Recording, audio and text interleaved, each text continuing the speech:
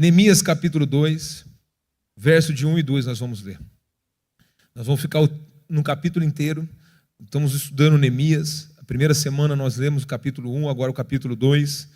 E você leia, leia, pelo menos umas 15, 20 vezes o livro de Neemias para você entender as estratégias, para você entender o que o Senhor está falando. No mês de Nissan, no 20º ano do reinado do rei Artaxerxes, eu estava servindo o vinho ao rei, e nunca eu tinha estado triste em sua presença. O rei me perguntou: por que está com o rosto tão triste? Você não parece doente, deve estar profundamente angustiados. Pai, essa é a tua palavra e nós rogamos por ela. Por isso, Espírito Santo, que nessa manhã eu seja somente o instrumento do Senhor para a manifestação da tua glória.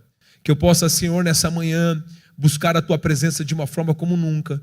Antes do Senhor falar com qualquer pessoa aqui, o Senhor já falou comigo. Por isso, Deus, eu quero somente entregar aquilo que o Senhor permitiu a eu entregar. Sela o coração de cada um aqui, brinda a nossa mente, leva cativa a tua presença, que nenhuma distração, nada lá fora venha nos chamar a atenção, para que nós possamos, nesses breves minutos que teremos aqui, fixar os nossos olhos no Senhor e vigiar para que o Senhor nos ensine, para que a gente tenha o melhor ano até então vivido. Assim nós consagramos esse momento ao Senhor, no nome de Jesus. Amém. Nós começamos esse estudo do livro de Neemias e começamos a semana de oração. Essa semana na oração foi algo extraordinário. Meus irmãos, cada dia um tempo de oração, um tempo de busca. E teve um dia na semana que nós colocamos uma cadeira aqui e nós começamos a orar vida por vida, e Deus conduzia a gente na forma de orar. Era para acabar meia-noite, acabou, era 1 e pouco da manhã, porque Deus nos levou de um jeito que a gente não entendeu, e cada dia foi um dia diferente, porque cada busca é uma busca diferente, cada dia é uma maneira diferente. Então o ano já começou a gente orar, e orar por isso. O céu está aberto para aqueles que buscam de todo o coração. E Neemias é um texto que a gente precisa ler e reler e entender o contexto. Uma regra clara para a gente ler a Bíblia. Leva para a sua vida isso. A primeira coisa que você precisa aprender para ler a Bíblia é, repete comigo, contexto. A segunda coisa que você precisa aprender para ler a Bíblia é contexto. A terceira coisa que você precisa aprender para ler a Bíblia é contexto. Essas são as 3 regras básicas para você aprender a palavra de Deus. Tudo é contexto. Que quando Neemias escreve esse livro, o povo está voltando do cativeiro da Babilônia, o povo estava preso na Babilônia, por 70 anos eles ficaram presos lá. Por causa de quê? Porque Deus dava ordem para eles, eles não obedeciam, e por 70 anos eles trabalharam sem descansar a terra. Aí Deus falou: já que vocês não descansam, já que vocês não me obedecem, vocês vão para a Babilônia, e lá vocês vão ficar 70 anos. E deixa eu falar algo: a prosperidade do Senhor, a prosperidade desse povo é a sua, o enriquecimento deles é o seu. Então ore por eles, abençoe eles, casem, faz filhos, mas entre eles, e não deixe se perder. E por 70 anos, meus irmãos, eles vão buscar a presença de Deus lá na Babilônia. Foi de lá que surgiu a sinagoga. Foi lá que surgiu o lugar para que eles não se contaminassem com aquela cultura. Eles buscavam a presença de Deus.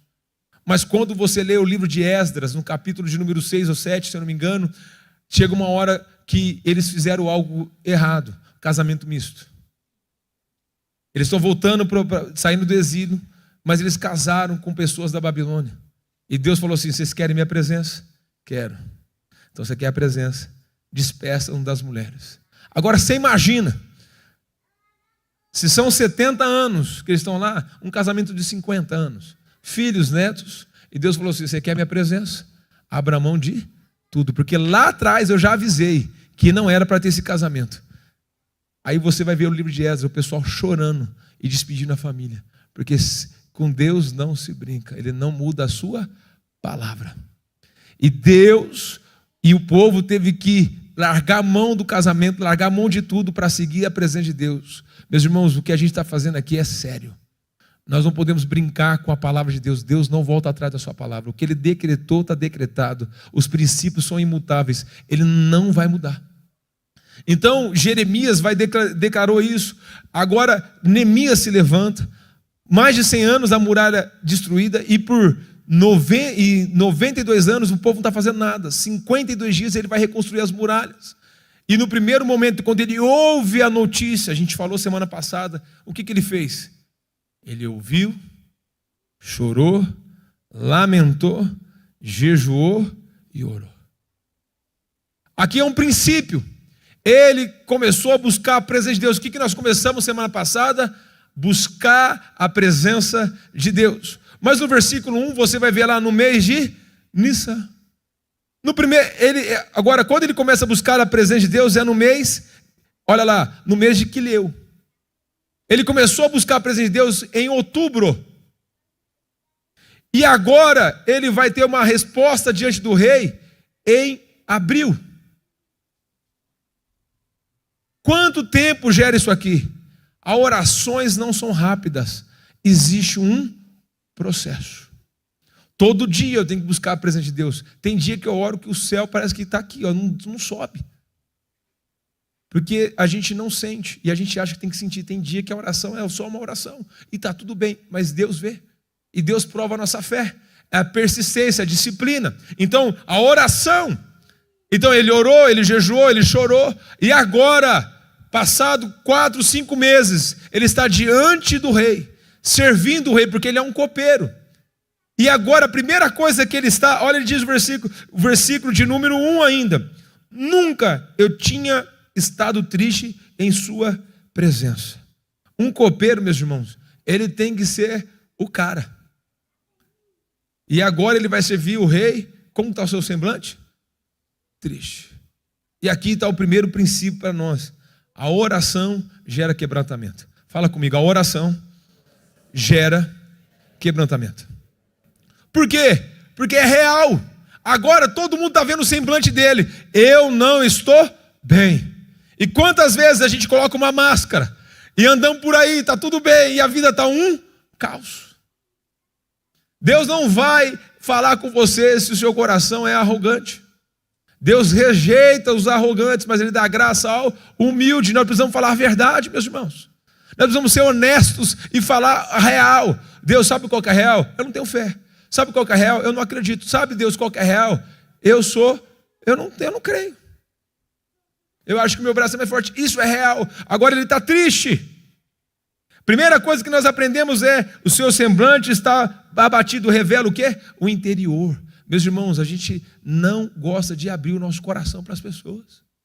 A gente não gosta de se mostrar fraco, porque se fazer fraco, a sociedade não aceita. Mas você quer fazer forte para a sociedade, e diante de Deus você é um naniquim. E aí Deus fala assim: seja humilhado aqui na minha presença, eu te faço grande diante dos homens. E a gente faz o contrário. A gente não pode falar que a gente não está bem. Quem anda comigo mais próximo sabe, eu começo um jejum, se eu quebro o jejum, a primeira coisa que eu faço é ligar para quem está comigo na campanha. Pequei, vocês me ajudam aqui? Porque eu sou real, eu não sou perfeito, eu não tenho problema de não ser perfeito, porque só Deus é perfeito, mas eu não tenho problema de falar das minhas falhas. Eu não tenho problema de falar que eu não sei, eu não tenho problema de falar que eu não consigo, eu não tenho problema de pedir ajuda. E às vezes a gente não sabe pedir ajuda, a gente não consegue pedir: socorre-me, ó Deus. Então a primeira coisa que nós aprendemos é: a oração gera quebrantamento. Não esconda a sua dor.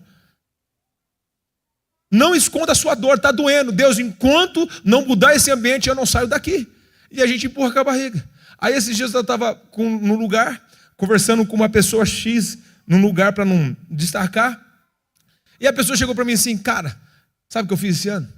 Peguei minha família, juntei ela, fui lá para o interior, curti com a família no lugar na chácara, peguei o carro, fui para lá, fui para a praia. 2 anos de documento atrasado, peguei minha família e fui. E fui curtir. Aí na hora o Espírito Santo falou comigo: é isso aqui. A vida está um caos. Em vez de encarar a realidade, eu não posso viajar agora, eu vou arcar com meus compromissos e vou acertar a minha vida. E lá na frente eu vou viajar, não, eu vou pôr minha família em risco. Aí se a polícia para, o carro é preso, o diabo, olha que o diabo é sujo. Aí se bate o carro, nem o seguro paga porque está errado. Olha como que o diabo é sujo. E o diabo continua sendo sujo. Mas a gente não consegue falar: eu não posso viajar esse ano, porque a minha situação não está legal. Eu vou para a presença do Senhor, mas ano que vem eu vou me preparar melhor. É assim que o brasileiro vive, meus irmãos. Eu lembro que quando o André Virgos começou, o pessoal ia lá na loja alugar carro para ir na feijoada. Olha o espírito campineiro. Para poder chegar com um carro bom. Eu já tinha um espírito já da Bahia. Eu e meus amigos, a gente alugava uma belina. E é 15 na belina e tinha uma cordinha amarrada. Quando soltava a cordinha da belina, assim, o porta-malas fazia pá, saía aquela poeira, tudo, só um monte de gente saindo dentro do carro. É real. Eu não preciso falar o que eu não sou. Mostra a sua dor, meu irmão. Abre o seu coração, coloca para fora, senão Deus não vai te visitar. A segunda coisa que nós aprendemos, olha que interessante. O rei fala isso, deve estar profundamente angustiado. Olha a resposta no versículo 3. Fiquei com muito medo, mas respondi: que o rei viva para sempre. Como meu rosto não parecia estar triste, a cidade onde estão os meus pais, os meus antepassados estão em ruínas, e a sua porta foram destruídas pelo fogo. Quando a gente se faz sensível, as pessoas se compadecem e olham assim, o que está acontecendo? E aí ele abre a boca para dizer: como eu ficarei feliz se a cidade dos meus antepassados, a cidade do meu pai, está tudo em ruína, como eu aqui no palácio, está tudo bem comigo, e o meu povo está sofrendo, está doendo, eu não tenho como ficar feliz. Ou seja, ele põe para fora a sua dor. E ele teve medo de se expor ao rei e dizer: rei, eu estou triste, as coisas não estão legal, não está feliz, eu não estou bem, as coisas não estão caminhando bem. Eu falo a verdade. Não deixe o medo paralisar, não deixe a rejeição te parar. Às vezes a gente tem medo de ser rejeitado. Não tenha medo de ser rejeitado, fala a verdade. Quem te ama vai te ajudar. Quem está perto de você vai cuidar de você. Mas às vezes a gente não permite ser ajudado. Como que a gente vai ajudar se as pessoas não se permitem ajudar? Eu lembro que eu tinha um grupo de amigos, a gente orava de madrugada lá na Nazareno Central. A gente chegava meia-noite. E a gente ajoelhava lá, a gente orava um pelo outro, cuidava um do outro, era 3 pessoas. E hoje nós podemos olhar para trás e ver que cada um está vivendo o que Deus prometeu, mas a gente não tinha medo de pôr para fora os nossos medos. E falar a real, e as pessoas perguntam o que está acontecendo. Está acontecendo isso, está acontecendo isso, está acontecendo aquilo. E a gente não tem medo de se expor, ele não ficou com medo, ele colocou para fora. Terceira coisa que a gente aprende: não desperdices as oportunidades. Ele estava diante de quem poderia resolver o problema dele? O rei. E ele pôs para fora. Eu lembrava esses dias. Deus ele tem prazer em brincar com a gente. Daqui a pouco, maio, começa a cruzada de novo. Semana, dia 20, eu estou indo para o Uruguai para poder acertar a cruzada em novembro. Lá que a gente vai fazer no Uruguai também. Eu lembro que eu estava num hotel, conversando com um amigo. E aí eu tinha as minhas necessidades da cruzada. E o bendito do LED sempre está nesse lugar. E aí o pastor pede para mim assim: ô Ido, você passou por uma situação, você pode me ajudar? E meus irmãos, eu não queria ajudar ele. Do fundo do meu coração, estou sendo honesto aqui, mas rasgado. Eu não queria conversar com ele, eu não queria orar com ele, eu não queria tocar a vida dele. Eu falei: irmão, ele que se vire para lá, eu vou correr para lá. Estou falando sincero. Aí Deus falou comigo assim: fala com ele. Eu não. Meu telefone tocou na hora. Porque eu falava assim: Deus, eu estou com problemas. Meu telefone tocou. Aí uma pessoa do outro lado: está tudo bem, como está a cruzada? E me falou do dinheiro do LED. Eu vou te dar o dinheiro. Custava R$27.500. Meus irmãos, eu não tive coragem de falar R$27.500. Eu falei 25. Recebi na hora o dinheiro. Para arrumar R$2.500. Foi pior que arrumar. Olha, meus irmãos, pensa numa batalha. E Deus falou assim: fale a verdade. Não desperdice as oportunidades que Deus te dá. Alguém pode resolver o seu problema, alguém pode orar por você e interceder por você. Fale a verdade. Então, ou seja, não esconda a sua dor, não tenha medo, não deixe o medo paralisar e não desperdice a oportunidade. Olha que interessante, ele fala. E então, olha que interessante. Versículo 4, o que você deseja que eu faça?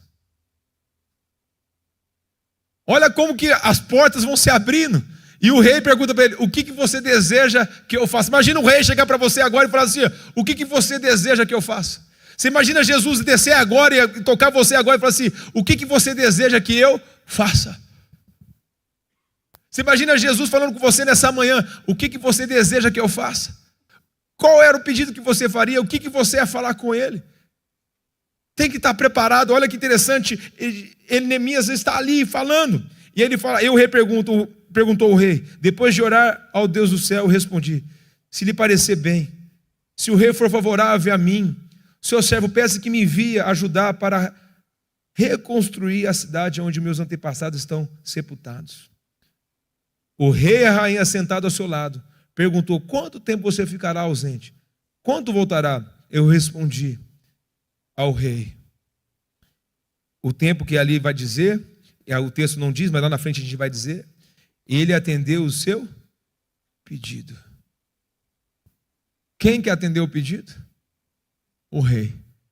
Antes dele atender o pedido, o que tinha? Oração, jejum, sinceridade, oportunidade. E agora o rei entrega. A primeira coisa que nós aprendemos é isso: oração quebra a gente e dá oportunidades para a gente acessar o coração de Deus, para experimentar o extraordinário de Deus.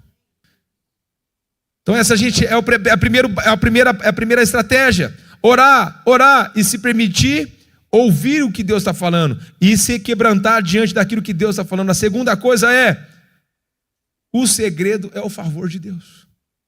O homem faz planos, o homem faz tudo, mas qual é o segredo? Favor de Deus. Versículo 7, olha aí. Disse também, olha lá, o rei já concedeu o favor, certo?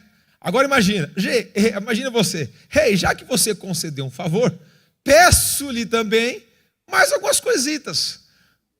Não só o favor, mas eu preciso de alguma coisa, porque imagina, eu vou para um lugar, eu preciso de money, dinheiro. Olha o que diz o rei. Diz também: se lhe parecer bem, gostaria que o rei me desse cartas para levar aos governantes das províncias ao oeste do rio Eufrates, com instruções para que ele permita que eu viaje em segurança por onde o seu território até chegar a Judá. Peço ainda, rei, que dê uma carta para levar a Asaf, administrador da floresta real, com instrução para que me forneça madeira. Ele não só se contentou em orar e buscar a Deus, ele também pediu o que ele precisava. Deus não trabalha na escassez, meus irmãos. Deus não é um Deus de escassez. Nós podemos ser pessoas de escassez, mas Deus não é. Mas Deus quer ver o nosso coração quebrantado. Deus quer ver o nosso coração desesperado. Olha o que diz Tiago capítulo 4, versículo 3. Pede e não recebe porque não sabe pedir. João 15, versículo 8 diz assim: se você permanecer em mim e eu permanecer em vós, pede o que quiser que eu te darei. O versículo 4 do capítulo 4 de Tiago diz: você não pede porque você pede para os seus prazeres. Às vezes a nossa busca por Deus não é pelo Deus, é para Deus satisfazer o meu ego.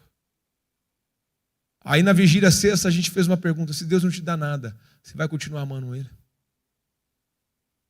Se Deus tirar tudo de você, você vai continuar amando Ele?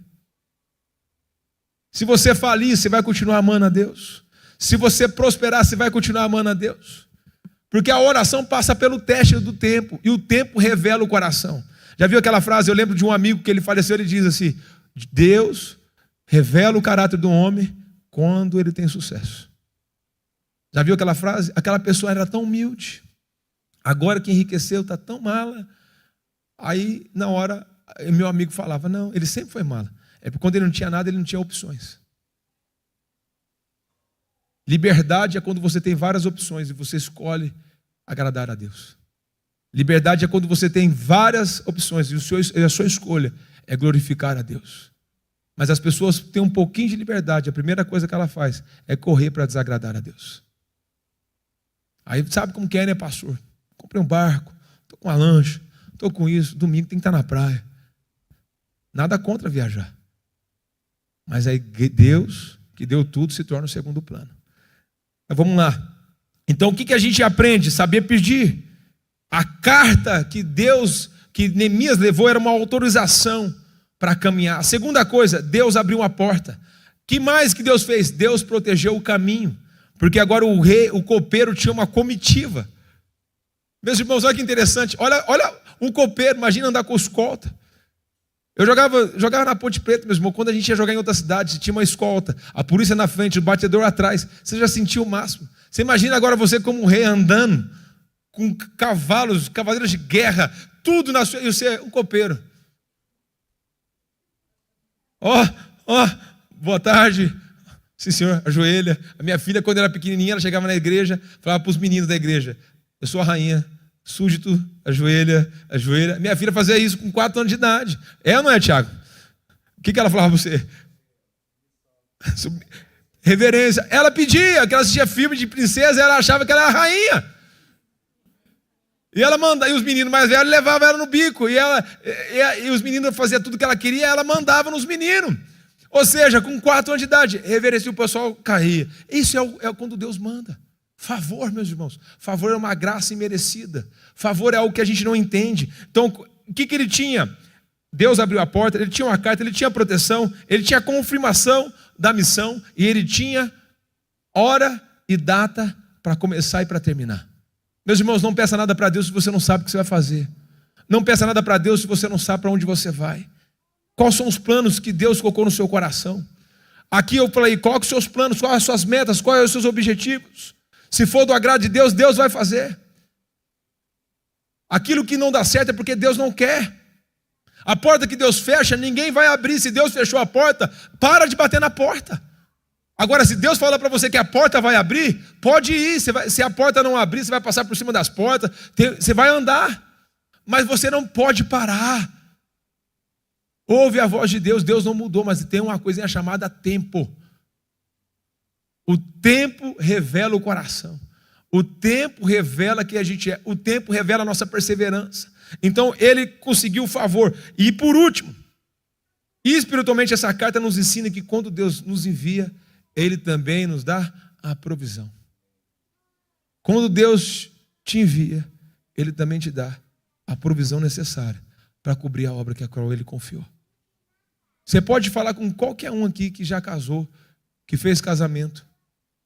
Quando você vai falar, marca a data do casamento. É um mistério que ninguém entende.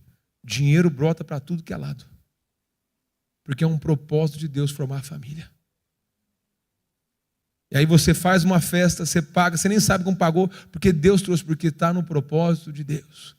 Se os seus negócios estão no propósito de Deus, pode contar com a provisão de Deus. Agora, os seus negócios é para o seu bem e prazer e não tem significado algum. Você está por conta do seu braço e do seu sucesso. Só. Traz significado para as suas coisas. Terceira coisa para a gente caminhar para o final aqui, que eu já estou avançando muito. Aprenda a guardar o coração. Versículo de número 11. Assim que cheguei em Jerusalém, 3 dias depois, saí discretamente na noite, levando comigo alguns poucos homens. Não havia contado a ninguém aos planos para Jerusalém que Deus tinha colocado em meu coração. Aprenda a guardar o seu coração. De tudo que deve guardar, guarda o quê? E hoje parece que o povo não entende. A primeira coisa que faz, abre o coração. A primeira coisa que faz, vai falando. Aí fala assim, pastor, a pessoa me enganou. Ué, mas a Bíblia diz para você ser prudente. A Bíblia diz que quem encontra um verdadeiro amigo encontrou um tesouro. Você conhece alguém que encontrou um tesouro de verdade? Assim, rápido? A amizade é comer 1 quilo de sal junto. É tempo. Pega 1 quilo de sal e tenta comer. Amizade é um processo. Que um dia alguém vai me decepcionar, eu vou decepcionar ele. E nessa hora, a amizade é testada. É nessa hora que a amizade é testada, afiada com fogo. Porque eu vou ter que entender, eu tenho que aprender a perdoar, eu tenho que aprender a amar, eu tenho que aprender a ponderar e ver se a pessoa não tem razão do que ela está falando e caminhar. Você pode ir onde eu for. Eu tenho amigos de 40 anos de amizade, que é amigo meu quando eu tinha 3 anos de idade. Eu tenho amigos de 3 meses. Mas uma coisa que eu aprendi é fazer coleção de amizade. Pessoas não são descartáveis. Nem todo mundo vai fazer o que eu gosto. E nem todo mundo vai viver o que eu vivo. Mas eu não amo as pessoas pelo que ela faz por mim. Eu amo por quem elas são. Tem amigo meu que nunca pisou na igreja. Eu amo ele do mesmo jeito como alguém que pisasse na igreja. Fico triste por ele, mas nunca vou descartá-lo. Porque as pessoas não são descartáveis. E a gente descarta as pessoas como se estivesse descartando um lixo. Que Deus fez o homem à imagem e semelhança dele. Deus não fez objeto à imagem e semelhança. Deus fez o homem à imagem e semelhança. Toda vez que você vê um ser humano na rua, você vê a imagem e semelhança. Você vê Deus. Então as pessoas não foram feitas para ser descartáveis. As pessoas foram feitas para ser amadas e cuidadas. Neemias está saindo da zona de conforto dele para mudar uma história de uma cidade. Não é sobre ele, é sobre a cidade. E ele guardou o coração. Guarde o seu coração com os seus planos, guarde o seu coração com tudo. Quando você vê, ele aprende, ele fala, ele planeja. Planejar é fundamental, estratégia é fundamental e falar no momento certo. Ele chega, ele espia a terra, chega num lugar que ele não pode entrar, ele vai, desce do cavalo, anda por tudo, chega no momento, ele convida o povo. Olha o que diz o texto, versículo de número 16. Os oficiais da cidade não sabiam onde eu tinha ido e nem o que estava fazendo, pois não havia falado dos planos para ninguém. Ainda não tinha falado com os líderes judeus, os sacerdotes, os nobres, os oficiais e outros que iam realizar o trabalho. Mas então ele disse: vocês sabem muito bem da terrível situação em que estamos. Jerusalém está em ruínas, as suas portas foram destruídas pelo fogo. Venha, vamos reconstruir os muros de Jerusalém e acabar com essa vergonha. Então contei como a mão de Deus tinha estado sobre mim e lhe revelei a conversa com o rei. Agora que ele espiou tudo, agora que ele ganhou o coração de todo mundo, ele chamou o pessoal: vamos reconstruir a obra a qual o Senhor nos confiou. Contou a conversa com o rei, o favor do rei. Agora ele falou assim: não é um trabalho para mim, é um trabalho de todos nós. A igreja é a luz do mundo, o sal da terra. A igreja é um trabalho de todos nós, porque a igreja não é um prédio, a igreja são pessoas. Se tem pessoas aqui, aqui não tem uma igreja, tem um prédio. Então é um trabalho de todos nós. Se família não é um padrão da sociedade, as nossas famílias serão. Se os negócios hoje são mal feitos, nós vamos aprender a fazer bom negócio. Se na sociedade as pessoas chegam atrasadas, na igreja nós vamos ser um padrão de pontualidade. Se na igreja falta princípios de ajuda e amor ao próximo, a igreja vai ser um padrão de ajuda e amor ao próximo. Se na sociedade tem gente, os alunos hoje não aprendem, nossa igreja vai ensinar os alunos a ler, a escrever e a desenvolver e a pesquisar e fazer grandes obras para a cultura da cidade. Porque é um padrão, meus irmãos, é um padrão. A igreja é o sal, é a luz da terra. Então nós não podemos abaixar o padrão. Então é uma responsabilidade minha e sua. Eu e você podemos atrair as pessoas para Deus ou podemos expulsar as pessoas de Deus. Porque na sua vida, por onde você anda, a pergunta é essa: quando as pessoas te vê, atrai ela para a igreja ou tira ela da igreja? O Deus que você serve atrai as pessoas para vir para Deus ou impede as pessoas de ir a Deus? Você não é neutro. Então você tem responsabilidades. A forma que eu vivo, a forma que eu trato os outros vai trazer as pessoas para Deus ou não. Então se a igreja é mal falada, é porque alguém está dando mau testemunho. O motoboy que entrou aqui na igreja, que foi banhado de amor, quando sair da igreja, ele foi para qualquer lugar, qual é a imagem que ele tem da igreja? Meus irmãos, aconteceu algo maravilhoso. A igreja pede dinheiro. Mentira, eu recebi. Porque ele teve uma experiência positiva. As pessoas que passam na nossa vida, elas precisam ter experiências positivas. E se nós errarmos, nós corremos rápido para pedir perdão e restauração. Eu lembro um dia que eu estava numa reunião com um grupo de amigos na praia e conversando sobre um assunto. Meus irmãos, a conversa virou para um lado que o couro comeu. Só faltou sair briga. Mas foi aquele negócio feio. Eu falei, gente, vamos orar. Orei, acabou. Todo mundo se afastou. E eu, durante 1 ano, orava todo dia e ligava um por um, um por um, um por um, um por um, um por um. Chegou no final do ano, me chamaram para jantar. Restauração plena. 1 ano lutando para restaurar aquilo que foi quebrado. Porque quando a gente erra e as pessoas estão magoadas, a gente luta para restaurar as pessoas. E hoje é um dos meus maiores mentores. Então entenda algo, meus irmãos. Nós precisamos ser estratégicos e falar na hora certa. Aprenda a falar e guardar o coração. E aí, meus irmãos, Neemias faz uma avaliação e convida todo mundo. Gente, a gente tem uma grande obra. A minha casa, a sua casa, a nossa família pode mudar a história de outros. Nós temos uma grande obra para fazer esse ano. A minha e a sua casa pode mudar a história dos nossos vizinhos. A minha família vai viver o caráter de Deus, porque eu vou trazer as pessoas para minha casa. Na minha família a gente não tinha o hábito de se reunir. Eu comecei a marcar, a cada 2 meses ir almoçar na minha mãe e trazer todos meus irmãos. Está todo mundo na igreja. A gente precisa criar hábitos e cultivar hábitos e trazer as pessoas para onde? Para a mesa. Por isso que a mesa é o lugar do perdão, a mesa é o lugar da cura, a mesa é o lugar da restauração. E aí, meus irmãos, que coisa linda. Ele identifica a realidade. Mas o que acontece no versículo 10 e 19? Mas quando Sabalate, Euronita, Tobias e oficiais amonitas souberam da minha chegada, ficaram muito irritados, porque alguém veio promover o bem aos israelitas. Toda vez que você começa uma grande obra, o que você vai enfrentar? Resistências. Tinha a favor do rei, tinha a favor de Deus, tinha a palavra do povo, mas sempre vai ter alguém que vai te resistir.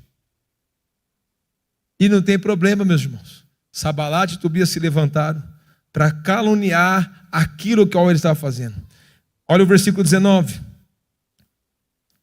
Mas quando Sabalate e Tobias também e oficiais árabes souberam do nosso plano, zombaram de nós e desprezando, perguntaram, o que estão fazendo? Estão se rebelando contra o rei. Olha lá, foi o rei que deu a carta, qual é a frase deles? Qual que foi a frase? Estão se rebelando contra o rei. Meus irmãos, toda vez que você vai caminhando e tem um plano, as pessoas vão se levantar para impedir o que Deus tem para a sua vida. Noé só foi louco até o dia que choveu. Abraão foi pai de multidões, mas imagine ele falando, estou deixando tudo para seguir o Senhor. E é considerado amigo de Deus, porque entrega o filho para morrer quando ele tinha 90 anos de idade. Os homens de Deus só se tornam homens de Deus porque não move pelo aplauso, mas move por uma convicção. O problema é que a gente quer aplausos, a gente não tem convicção. Meus irmãos, se as pessoas chegarem para mim e falar assim, você é careta, sou mesmo. Se eu estou numa festa, a coisa começa a desandar, sair da La Francesa, não vou. Se o ambiente não me agrada, eu levanto e vou embora. Não fico criticando as pessoas. O ambiente não é para mim. Semana, estava indo para o Márcio. Estava orando. Quinta-feira. Estava um calor insuportável. Fui pôr uma bermuda para orar. Deus falou comigo assim, todo mundo vai, você não. Tem problema? Não. Mas para você tem.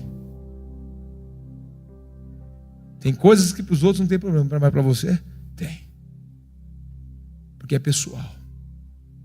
Quando você vai buscando a presença de Deus, Deus vai se revelando e Ele vai pedindo. Ele vai pedindo. E Ele vai pedindo.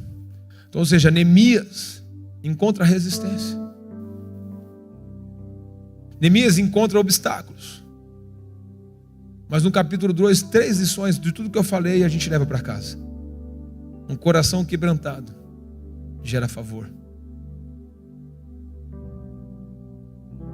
Quando a gente tem favor, a gente aprende a guardar o coração. Nem tudo que a gente sabe a gente precisa falar. Nem tudo que Deus fala a gente precisa comentar.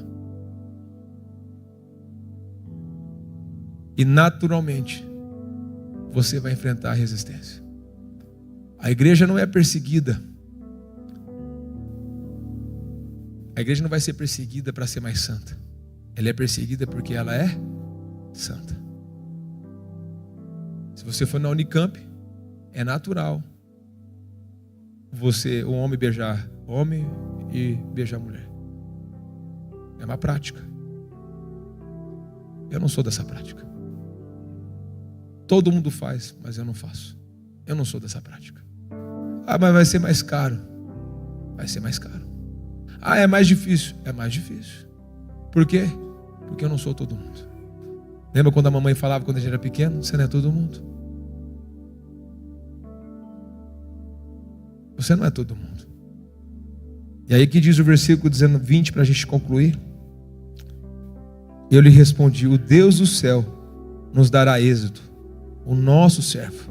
Começarmos a reconstruir os muros. Vocês, porém, não terão parte, nenhum direito legal ou histórico em Jerusalém.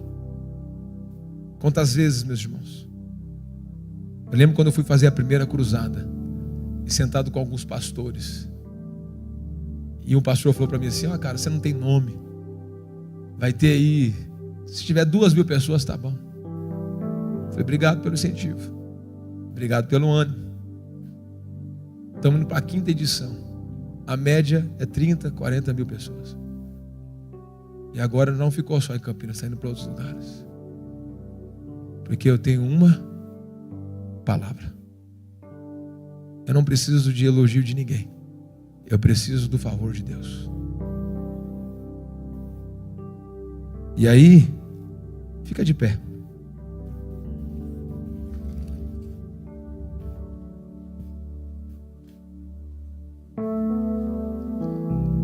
Capítulo 6, versículo 15.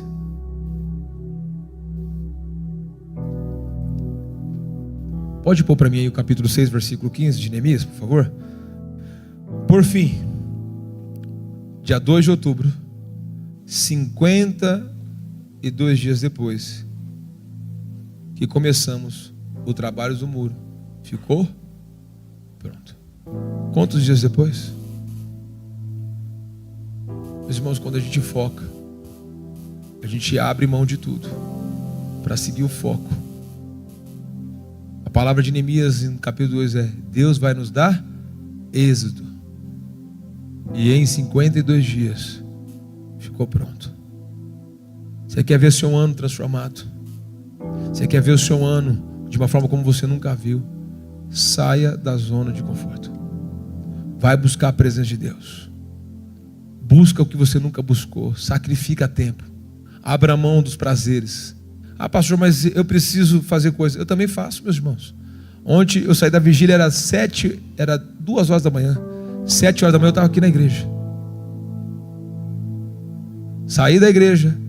Aí eu estava esperando o jardineiro vir aqui arrumar a frente da igreja. Ele não chegou, eu comecei a fazer. Quando ele chegou, eu já tinha feito mais da metade. Fiz até reunião online com o pessoal do parque, cortando grama. Saí daqui, passei no estúdio, fiz avaliação física. Cheguei em casa, fiz a reunião com a liderança.